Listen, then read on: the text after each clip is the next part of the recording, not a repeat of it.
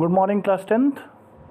So as we are continuing manufacturing industry and we have completed all the industry of agro-base. There were two topics, right? One is agro-based industry and second is mineral-based industries.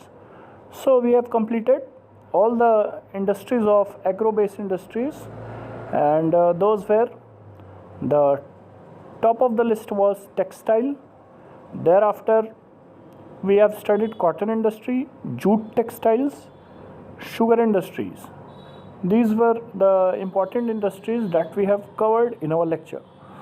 Now from today onwards, we are going to take the topic that is mineral-based industry. You can clearly see that mineral-based industries are those industries which uses minerals as their raw material. See, there is a simple definition, no need to make it complex.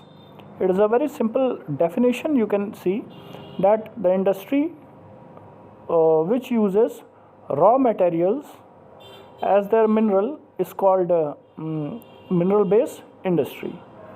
Now, can you name some industries that would fall in this category? So, those industries are iron and steel industry. Okay, iron industry, steel industry, aluminum smelting is there.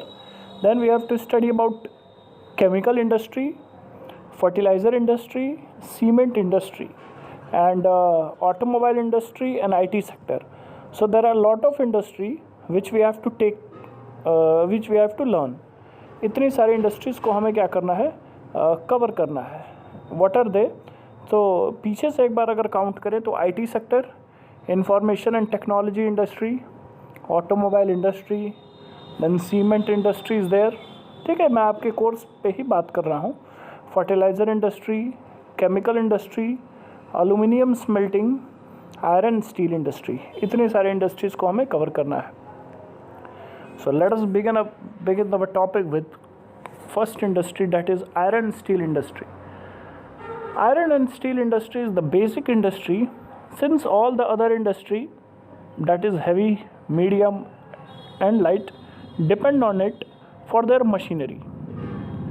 The first line is telling you that iron steel industry is the basic industry. It is a key industry, or we can consider that it is a backbone of all the industries. Now let us take an example. Suppose there is a cement industry or there is an automobile industry. Now this both cement industry and automobile industry, their work is to produce the goods, produce cement for cement industry, and produce a variety of variety of transport goods as well as household goods in automobile industry. Automobile industry उस industry को कहते हैं जो vehicles basically produce करती हैं. तो vehicles को भी दो कैटेगरीज में बांट सकते हैं. एक जो हम अपने लिए यूज़ करते हैं पर्सनल, और एक बिज़नेस व्हीकल्स होते हैं. ट्रक्स हो गए, ट्रैक्टर्स हो गए, जो है कि इस तरह की जो गाड़ियाँ होती हैं इसे हम बिज़नेस व्हीकल्स कहते हैं. व्यापारिक संबंधों में इनका प्रयोग किया जाता है, उसके रूप में इसे यूज़ किया जाता है. तो both industry produces machines or goods, but they have to produce these all things with iron only. आप अगर ज़रा सा चीज़ों को समझें तो सीमेंट बनाने के लिए मशीन यूज़ कर रही है सीमेंट इंडस्ट्री. ऑटोमोबाइल इंडस्ट्री जो व्हीकल्स बना रही है वो जिस चीज़ से बना रही है वो आयरन रहेगा, या उसके जो पार्ट्स मैन्युफैक्चर हो रहे हैं वो किसी मशीन से ही बन रहे हैं. और मशीन्स बेसिकली क्या है, लोहे की रहेंगी. अब प्लास्टिक की मशीन से तो आप जो है कि बना नहीं सकते हैं, और अगर प्लास्टिक की मशीन से बनाते हैं तो प्लास्टिक वाली ही गाड़ियाँ बनेंगी जो बच्चों के लिए बनाई जाती है. तो उन गाड़ियों की बात नहीं कर रहे हैं. We are not here talking about toys, as we are not here kid now.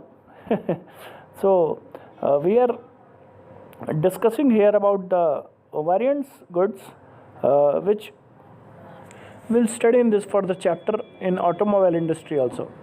So it is a key industry or basic industry because all the other industry directly or indirectly dependent upon iron and steel industry for the uses of machines. इसके बाद अगर हम देखें, next line is steel is needed to manufacture a variety of engineering goods, construction material, defence, medical, telephonic, scientific equipment and a variety of consumer goods.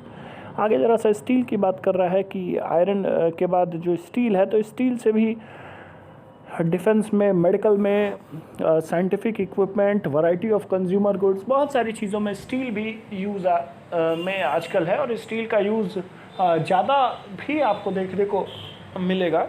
उसका reason, सबसे बड़ा reason है कि उसमें जंग न लगने का, क्योंकि आयरन में सबसे बड़ी एक डीमेरिट क्या है कि अगर आप उसे पेंट कर देते हैं तब तो ठीक है, उसकी लाइफ साइकिल बढ़ती है, लेकिन अगर नहीं तो बड़े जल्दी जंग लगेगा और वो ख़राब होने की पॉसिबिलिटी ज़्यादा है। अगर स्टील की बात करें तो इसमें जंग जैसी चीज़ें नहीं लगती हैं, तो इसका लाइफ जो है कि एक्सटेंड होता है और देखने में भी सुंदर लगता है। तो दैट इज़ वाई इनका यूज़ ज़्यादा है। Production and consumption of steel is often regarded at a index of countries development. See this is the line which you should underline. मैं आपको अंडरलाइन करके मैं भी बता दे रहा हूँ क्या लिख रहा है यहाँ पे कि production and consumption of steel is often regarded, ये तो मिट गया पूरा, मैं ऐसे आपको दर्शा देता हूँ। Production and consumption of steel is often regarded as an index of countries development. ये जो आपको पूरी लाइन है, this is the most important line, क्योंकि यहाँ से क्वेश्चन आया है आपके बोर्ड में, या आप साइड बुक्स में भी देखेंगे तो ये हूबहू क्वेश्चन बनाया हुआ है इन्वर्टेड कॉमा में।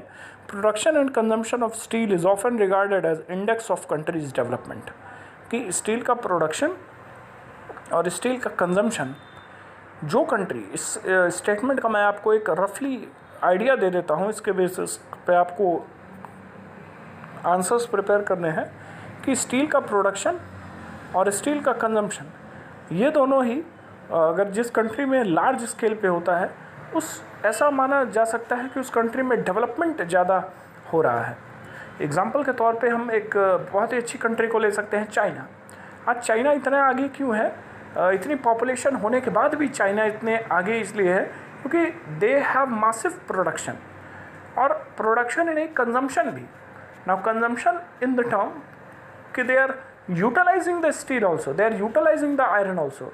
It is not like they are only producing it, they are only exporting it, or they are simply producing it, there is no use of it. No, they are producing as well as they are consuming it also. Consuming it also का मतलब ये है कि they are utilizing the use of the steel in their country for further investment process. तो ये चीज़ें हैं, ख्याल करिएगा। आगे अगर हम देखें तो iron and steel is a heavy industry because all the raw materials as well as finished goods are heavy and bulky, entailing heavy transportation cost. Iron ore, coking coal and limestone are required in the ratio of approximately 4:2:1. ये अब क्या कह रहा है कि iron steel industry heavy industry है, ठीक है। पहले भी अभी हमने डिस्कशन किया था कि these all are heavy industries. और क्यों हैवी और बल्कि है? क्योंकि हैवी ट्रांसपोर्टेशन कॉस्ट की वजह से और हैवी मटेरियल्स की वजह से जो यूज़ होता है उसमें। अब यहाँ पे क्या दे रहा है कि आयरन ओर, कोकिंग कोल और लाइमस्टोन, इन तीनों को 4:2:1 में बनाया जाता है। अगर यूज़ इसका किया जाए तो अच्छे तरीके से आयरन और स्टील को प्रोड्यूस किया जा सकता है। बेसिकली आयरन को प्रोड्यूस किया जा सकता है, आयरन और कोकिंग कोल और लाइमस्टोन को, ठीक है। Some quantity of manganese are also required to harden the steel. एक चीज़ और इसमें ऐड कर रहा है कि कुछ मैग्नीज की क्वांटिटी भी चाहिए स्टील को और अच्छा बनाने के लिए और मजबूत बनाने के लिए। Where should the steel plants be ideally located? Remember that the finished products also need an efficient transport network for their distribution to the market and consumer. यहाँ पे दो प्रश्न है, फिर आपसे प्रश्न कर सकता है। एक तो इम्पॉर्टेंट क्वेश्चन मैंने आपको बताया, यहाँ से आ सकता है कि production and consumption of steel is often regarded as index of countries development. और दूसरा आपसे क्वेश्चन पूछ सकता है कि स्टील इंडस्ट्री कहाँ पे आइडियली लोकेट कर सकें, या इंडस्ट्रीज़ को हम आइडियली कहाँ लोकेट कर सकते हैं। ये एक इम्पॉर्टेंट क्वेश्चन बनता है CBSE में। और इसके अलावा नीचे आपको दे रहा है कि ये ध्यान में रखते हुए कि ट्रांसपोर्टेशन इफ़िशिएंट होना चाहिए, यानी रोड्स अच्छी होनी चाहिए, ट्रांसपोर्टेशन डीले ना हो, और दूसरी चीज़ कि एक अच्छा खासा मार्केट सेगमेंट होना चाहिए जहाँ पे हम गुड्स को रिलेट कर सकें, गुड्स को सेल कर सकें, परचेस कर सकें, एक अच्छा प्रॉफिट प्रोड्यूसर कमा सके और अच्छा सर्विस कंज्यूमर ले सके, एंड कंज्यूमर्स ऑल्सो। तो यस, कंज्यूमर्स नहीं होंगे तो there is no use of production, because consumer are the only one who are going to demand those goods. चलिए, तो फिलहाल हम इससे बेसिक टॉपिक यहीं रहने देंगे और नेक्स्ट लेक्चर में इसको फिर हम कंटिन्यू करते हैं।